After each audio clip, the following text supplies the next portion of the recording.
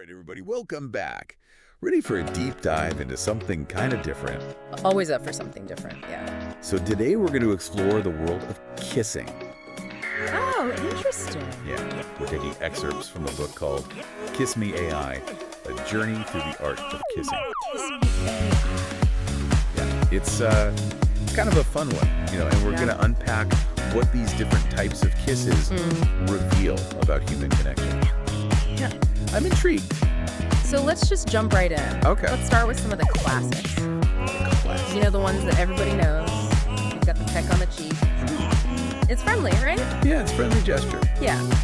But have you ever thought about how its meaning can change, like drastically, depending on where you are in the world? Absolutely, it's so true. Yeah, like is it always just friendly? Right. Well, I mean, it really highlights how body language can be interpreted so differently, across cultures. Yeah. A simple peck on the cheek could be a casual greeting, a sign of respect, or even a gesture reserved for close family. Wow.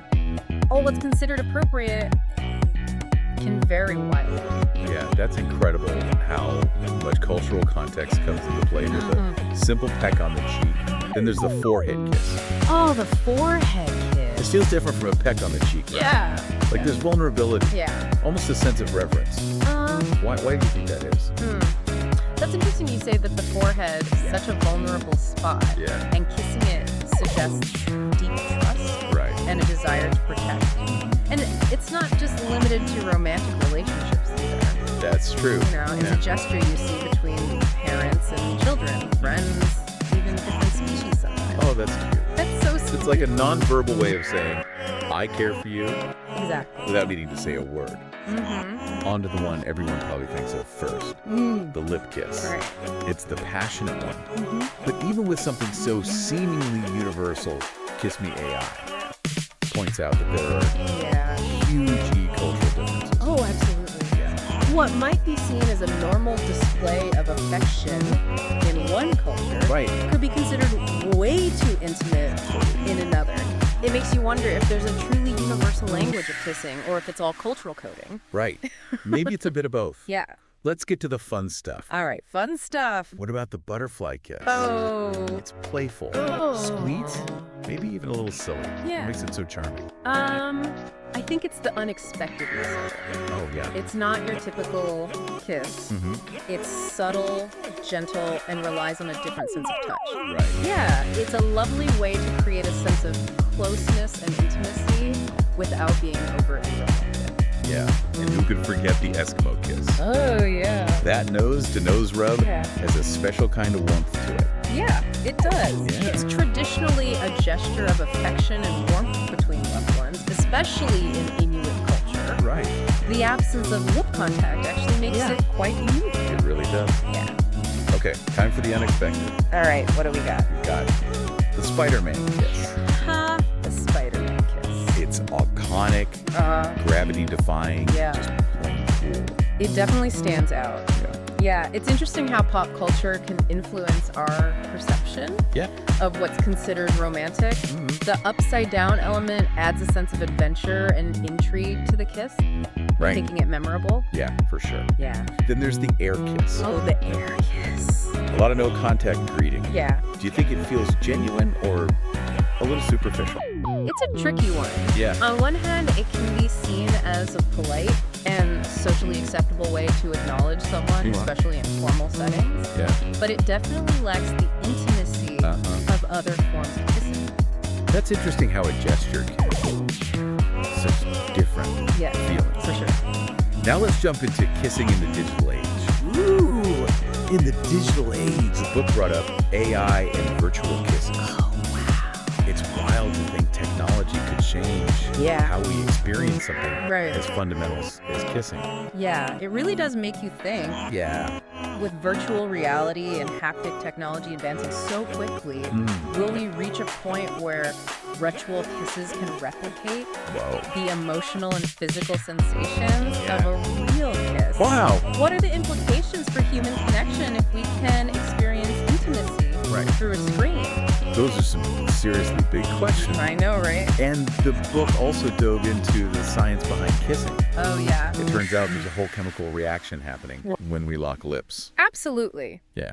Kissing triggers a flood of hormones like oxytocin, often called the love hormone, Right. and dopamine, which is associated with pleasure and reward. Wow. This explains why kissing feels so good Yeah. and can strengthen the bond between people. It's amazing how something so simple can have such a profound impact on our brains and bodies. No, it's incredible. So we've gone from a simple peck on the cheek all the way to virtual kisses and the science behind it all. Right. It's so wild. It's incredible how many different forms kissing takes, each carrying its own unique meaning and impact. Yeah. As technology evolves and our world changes, how will our understanding and experience of kissing evolve? That's a good question. Will virtual kisses become the norm? Will we find new ways to connect and express affection? The future of this fundamental human act is full of fascinating possibilities. Well, that's something to think about. Right? Thanks for joining us for this deep dive, everyone. Until next time. See ya. The study mentioned those are, well, pretty strict. They are. India has laws restricting explicit material, but the internet made enforcement incredibly difficult. So, like, how does that even work? That's where it gets tricky. It's a constant legal tightrope walk. You have censorship debates, freedom of expression arguments, the struggle to regulate this online space. It's ongoing. Real tug of war, huh? And ethically, I mean, there must be so many gray areas. Oh yeah, tons. For example, how do we protect performers' rights and well-being in this digital age?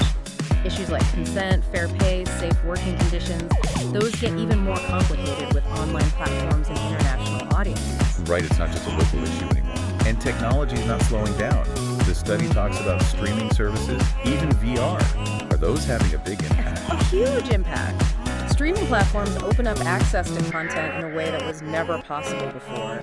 And VR, that's a whole other level. Talk about immersive experiences, blurring the lines between fantasy and reality. So we're talking about a whole new set of ethical and legal challenges then. Absolutely. This is uncharted territory in a lot of ways. And it's easy to get lost in the tech and legal stuff. But we can't forget the human side. The stigma around adult entertainment must be really tough for performers to deal with. Yeah, the stigma is definitely real. It often leads to isolation, mental health struggles, difficulty building relationships outside the industry. That's heavy. Are there any resources like support systems to help performers navigate all that? Thankfully, yes. There are some amazing organizations and individuals working hard to provide support, advocacy, and resources, addressing mental health needs, helping performers deal with the stigma of that kind of thing. That's good to hear. So with all this in mind, the history, the legal battles, the tech revolution, what's the big takeaway for our listeners?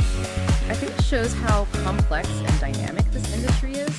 It's a microcosm of how technology and globalization are shaking up traditional industries, forcing us to grapple with some really tough ethical questions about censorship, freedom, and what work will look like in the future. Yeah, it makes you think, that's for sure. If there's one thing I want our listeners to walk away with, it's this. What will this landscape look like as technology just keeps advancing? How will it intersect with our evolving social norms and values? Yeah. It's a big question. It really is. A lot to consider. Absolutely. And we'll keep digging into those questions right here on The Deep Dive.